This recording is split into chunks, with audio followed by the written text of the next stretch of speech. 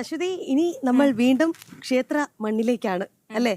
എവിടേക്കാണ് ഇനി പോകുന്നത്? നമുക്കിനി പോകാം കോട്ടയത്തേക്കാണ്. നമുക്കിനി പോകേണ്ടത് കോട്ടയം രാമപുരത്തേക്ക്. അവിടെ ശ്രീരാമസ്വാമി ക്ഷേത്രത്തിൽ നിന്ന് നമ്മുടെ മിഥുൻ മുരളിയാണ് കൂടുതൽ കാഴ്ചകളുമായി ചേരുന്നത്. മിഥുൻ, ഞങ്ങളുള്ളത് ജടായുപ്പാറയിലാണ്. ഇവിടെ മനോഹരമായ കാഴ്ചയുണ്ടല്ലോ. അജിത്തേട്ട, നമുക്ക് ആ കാഴ്ച ഒന്ന് കാണിച്ചാലോ? അവിടെ ഒരുപാട് വാനന്മാരൊക്കെ ഇവിടെ എത്തിയിട്ടുണ്ടല്ലേ? എനിക്ക് തോന്നുന്നു ഇവിടുത്തെ സ്ഥിരം കാഴ്ചയാണെന്ന് തോന്നുന്നു കേട്ടോ. അതെ, ഇവിടെ ഉള്ള ഇവിടുത്തെ ക്ഷേത്രത്തിന്റെ ഭരണാധികാരികളാണെന്ന് തോന്നുന്നു. ബിസ്ക്കറ്റൊക്കെ രാവിലെ കയ്യിൽ കരുതി ഈ വാനരന്മാരെ അല്ലെ രാവിലെ സന്തോഷിപ്പിക്കുന്നുണ്ട്. അതെ, ഉറപ്പായും. അങ്ങനെ നമ്മുടെ സംസ്ഥാനത്തിന്റെ പല കോണുകളിൽ ഇങ്ങനെ ഇന്ന് ഈ പുലർകാലത്ത് ഒരു പ്രത്യേക വൈബോട് കൂടിയല്ലേ നമ്മൾ നമ്മുടെ പ്രേക്ഷകരിലേക്ക് ഇങ്ങനെ വലിയ വലിയ ഒരു നവ്യാനുഭൂതി നിറയുന്ന രാമായണത്തിലെ വാനരന്മാർക്ക് വലിയൊരു പങ്കുണ്ട് കേട്ടോ. രാമായണത്തിലെ വാനരന്മാരുടെ എന്താ പറയുന്നത് വലിയ പങ്ക് പ്രതിപാദിച്ചിട്ടുണ്ട്. നമുക്ക് അതിലേക്കൊക്കെ വരാം. തീർച്ചയായും നമുക്ക് കോട്ടയത്തേക്ക് പോവാം. നമ്മുടെ മിഥുൻ മുരളിയിലേക്ക്. മിഥുൻ, ഞങ്ങൾ പറയായിരുന്നു, ഞങ്ങളുള്ളത് കൊല്ലത്ത് ചടയമംഗലത്താണ്, ജടായുപ്പാറയിലാണ്. ശ്രീരാമ സ്വാമിയുടെ രാമായണ മാസാചരണത്തിന്റെ ഒരു നമ്മൾ പറഞ്ഞു വന്നതിന് അങ്ങ് മറന്നുപോയി അല്ലേ? അവിടെ വലിയ അടിപിടിയാണ്. എന്തായാലും നമുക്ക് മിഥുൻ മുരളിയിലേക്ക് തന്നെ പോകാം. മിഥുൻ, എങ്ങനെയാണ് അവിടെ രാവിലത്തെ കാഴ്ചകൾ? അവിടെ വിശ്വാസി സമൂഹം ഒന്നടങ്കം ചേർത്ത് പിടിക്കുന്ന ഒരു മാസമാണല്ലോ കർക്കിടകം. ഇന്ന് വലിയൊരു തുടക്കമാണ്. നമ്മൾ വളരെ പോസിറ്റീവായി തന്നെ തുടങ്ങിയിരിക്കുകയാണ്. എന്താണ് ഇന്ന് രാവിലത്തെ അവിടുത്തെ കാഴ്ച?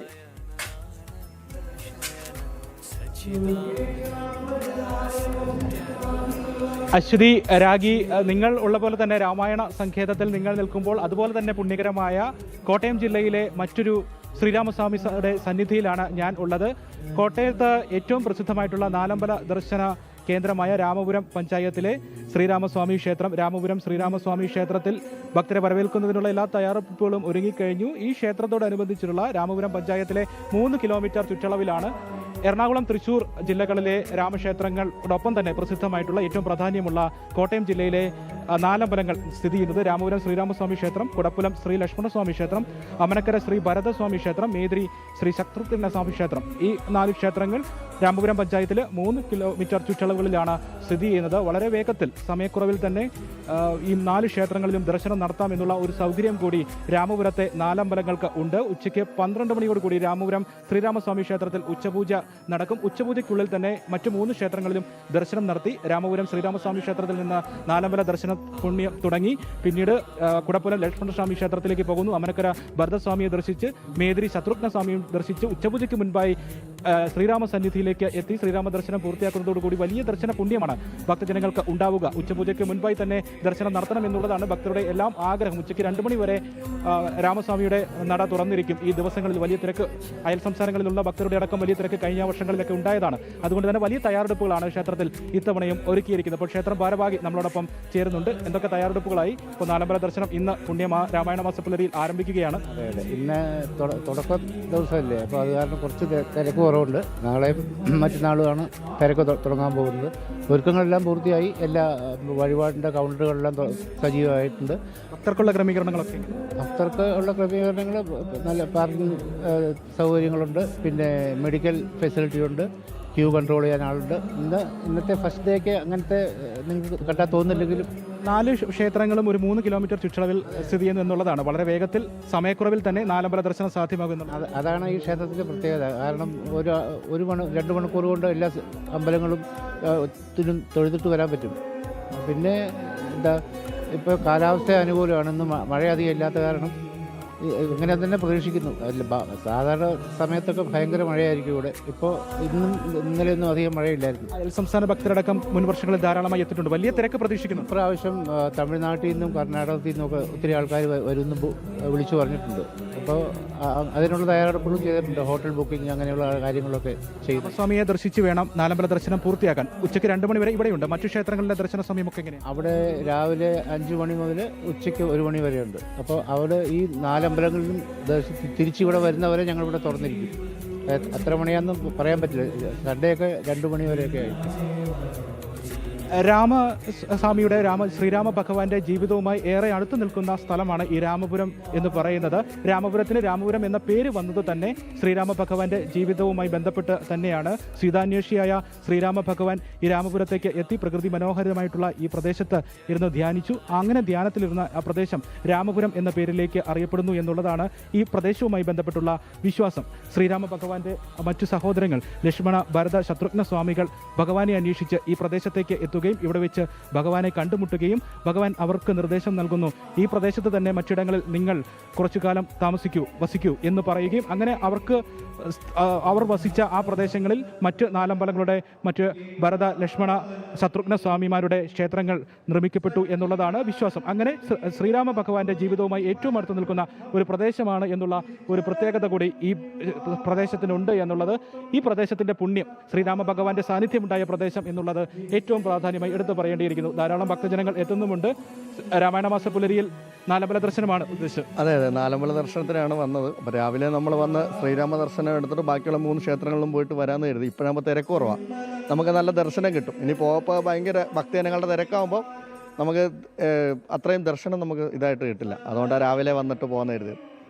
ആദ്യ ദിവസം തന്നെ കർക്കിടക മാസ പുലരിയുടെ ആദ്യ ദിവസം തന്നെ നാലമ്പല ദർശനം നടത്തി പുണ്യം നേടുക. കർക്കിടക മാസത്തിൽ രാമായണ പാരായണം എത്രയോ തവണ വായിക്കുന്നതിന് തുല്യമാണ് ഈ നാലമ്പല ദർശനം എന്ന് പറയുന്നത്. ഭക്തർക്ക് മോക്ഷം നൽകുന്ന കാര്യമാണ്. ശാന്തവും സമാധാനവും എല്ലാം ഉണ്ടാകാൻ വേണ്ടിയുള്ള അഭീഷ്ട അനുഗ്രഹങ്ങൾക്കൊക്കെ വേണ്ടിയുള്ള ഒരു കാര്യം കൂടിയാണ് ഈ നാലമ്പല ദർശനം എന്നുള്ളത്. അതുകൊണ്ട് തന്നെ ധാരാളം ഭക്തജനങ്ങൾ വരും ദിവസങ്ങളിൽ ഈ ക്ഷേത്ര സന്നിധിയിലേക്ക് ഒഴുകിയെത്തുമെന്നുള്ള ഒരു പ്രതീക്ഷയാണ് ക്ഷേത്രം ഭാരവാഹിക്ക് ഉള്ളത്. എല്ലാവിധ ക്രമീകരണങ്ങളും ഇവിടെ പൂർത്തിയാക്കിയിരിക്കുന്നു. നേരത്തെ സൂചിപ്പിച്ചതുപോലെ തന്നെ ഈ 4 ക്ഷേത്രങ്ങളും 3 കിലോമീറ്റർ ചുറ്റളവിൽ സ്ഥിതി ചെയ്യുന്നത് കൊണ്ട് തന്നെ വളരെ സമയക്കുറവിൽ തന്നെ ഈ നാലമ്പലങ്ങൾ ദർശനം പൂർത്തിയാക്കാനാകും എന്നുള്ള ഒരു പ്രത്യേകത കൂടി കോട്ടയം രാമപുരത്തെ നാലമ്പലങ്ങൾക്ക് ഉണ്ട്.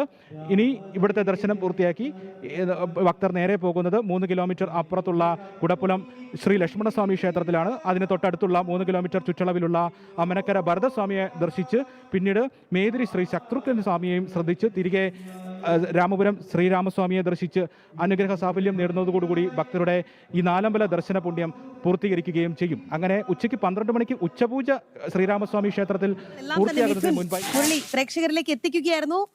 അതെ, മിഥുനെ വിവരങ്ങൾ വ്യക്തമാണ് കേട്ടോ.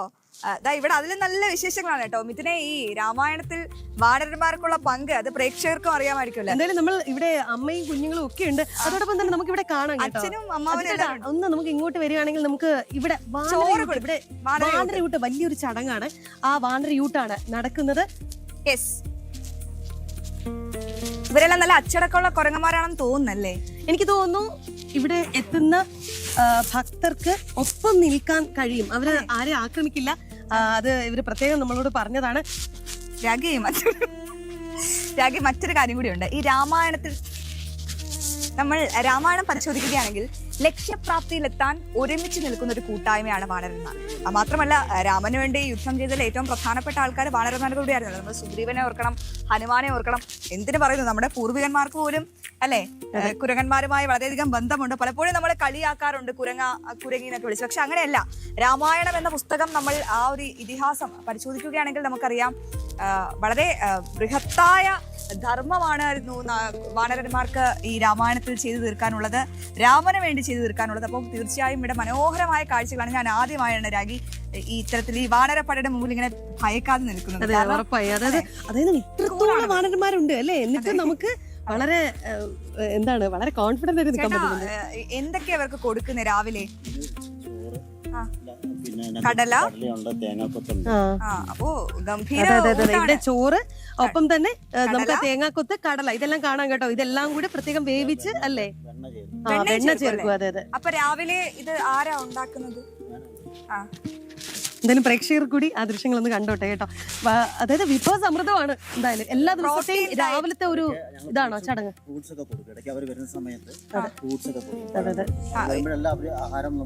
ഞങ്ങൾ ഇന്ന് രാവിലെ എത്തിയപ്പോൾ മുതൽ അവരുടെ കയ്യിൽ ഓരോന്നുണ്ട് കേട്ടോ. അവരിങ്ങനെ കഴിച്ചുകൊണ്ടേ ഇരിക്കുകയാണ്. വാർഡ് മെമ്പർ ഹരിച്ചേട്ടൻ ഇപ്പോ കുരങ്ങനെ ഊട്ടുന്നതൊന്ന് പ്രേക്ഷകരിലേക്ക് കാണിക്കും. ഇതാണ് നമ്മുടെ ഇവിടുത്തെ വാർഡ് മെമ്പർ ഹരിച്ചേട്ടനാണ്. ഹരിച്ചേട്ടൻ രാവിലെ എത്തി ക്ഷമിക്കണം, ഉണ്ണിച്ചേട്ടൻ സ്ഥിരമായി വാനരന്മാരിങ്ങനെ ഊട്ടാറുണ്ടോ?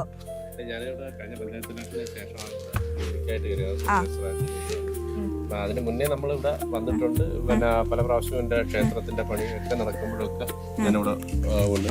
അതൊക്കെ നമ്മൾ ഇതുപോലെ ഓരോ പിന്നെ കൊടുക്കുമായിരുന്നു.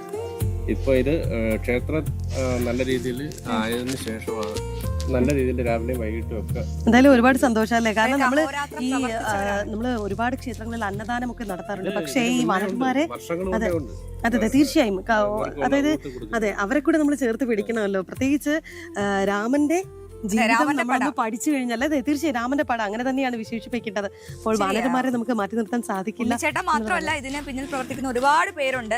ഇവരൊക്കെ ഈ ക്ഷേത്രം അല്ലെങ്കിൽ ക്ഷേത്രം പണിയുന്നതിന് മുൻപ് തന്നെ അവിടെ ഞാൻ ആ ദൃശ്യം കാണുമായിരുന്നു കേട്ടോ ശ്രീ. നമ്മുടെ പിന്നില് ഒരു അമ്മ, താഴെ ഒരു അമ്മ, രണ്ടുപേരുടെ കയ്യിലും ഓരോ കുഞ്ഞുങ്ങളുണ്ട്. മറ്റേ ഒരു വാനരൻ ഒന്ന് തൊടാൻ വേണ്ടി പോയപ്പോഴേ ഇങ്ങനെ ചേർത്ത് പിടിച്ചുകൊണ്ട്. അതെ, രാഗി താഴേക്കുള്ള ദൃശ്യങ്ങളൊന്ന് നോക്കൂ. ഭയാനകമായ ദൃശ്യങ്ങളാണ് കേട്ടോ. നമ്മൾ ഇത്രയും ഉയരെയാണ് നിൽക്കുന്നത്. നോക്കപ്പോ ഈ വാനരപ്പട ഈ ഇത്രയും ഉയരത്തിൽ നിന്നാണ് കയറി വരുന്നതല്ലേ. താഴെ നോക്കൂ, നല്ല മഞ്ഞുണ്ട്. സമയം 7:42 ആയാലും നല്ല കോടയുണ്ട്. ഒപ്പം വളരെ മനോഹരമായ കാഴ്ച. പ്രേക്ഷകരെ 1200 അടി സമുദ്രനിരപ്പിൽ നിന്നും 1200 അടി മുകളിലാണ് ഞാനും രാഖിയും ഈ വാനരപ്പടയും ഒപ്പം ഇവരെ ഊട്ടുന്ന സംഘങ്ങളും ഒക്കെ ഉള്ളത്. ഒന്ന് ആലോചിച്ച് നോക്കൂ, പ്രകൃതിയുടെ ഒരു സൗന്ദര്യം അത് ഇവിടെ നിന്നാൽ വളരെ വ്യക്തമായി തന്നെ കാണാൻ സാധിക്കും. ഒരു രാമന്റെ വിശ്വസ്തരായ സൈന്യങ്ങൾ ആയിരുന്നു കേട്ടോ. വാനരന്മാരായിരുന്നു അദ്ദേഹത്തിന് ഏറ്റവും വലിയ കരുത്ത്. രാവണനെതിരെ യുദ്ധം ചെയ്യാൻ രാമനെ സഹായിച്ചത് തന്നെ വാനരസേനയാണ്. ഒരു സാധാരണ മനുഷ്യന് ചെയ്യാൻ കഴിയാത്ത പല കാര്യങ്ങളും ലങ്കയിലേക്കുള്ള വാനരന്മാരുടെ, അതായത് ഉദാഹരണത്തിന് നമുക്ക് ലങ്കയിലേക്കുള്ള സേതു ബന്ധനമൊക്കെ രാഖി പരിശോധിച്ചാൽ അറിയാമല്ലോ. അതൊക്കെ ഈ വാനരന്മാരുടെ സഹായത്തോടെയാണ് രാമൻ സാധ്യമാക്കിയത്. അപ്പോൾ ഇത് എന്ന് പറയുന്നത്, ഇത് കാണിക്കുന്നത് ഒരു വലിയ ലക്ഷ്യത്തിലേക്ക് എത്തുമ്പോൾ നമുക്ക് ചുറ്റുമുള്ളവരുടെ പിന്തുണയും കൂട്ടായ്മയും എത്ര പ്രധാനമാണെന്നതാണ്. വാനരന്മാരെ പറ്റി പറഞ്ഞ് ഞാൻ വാചാലയായും. അതെ അതെ തീർച്ചയായും. എന്തായാലും നമ്മൾ വിവിധ ക്ഷേത്രങ്ങളിൽ നിന്നുള്ള രാവിലത്തെ കാഴ്ചകളാണ് പ്രേക്ഷകരിലേക്ക് ഇങ്ങനെ എത്തിച്ചുകൊണ്ടിരിക്കുന്നത്.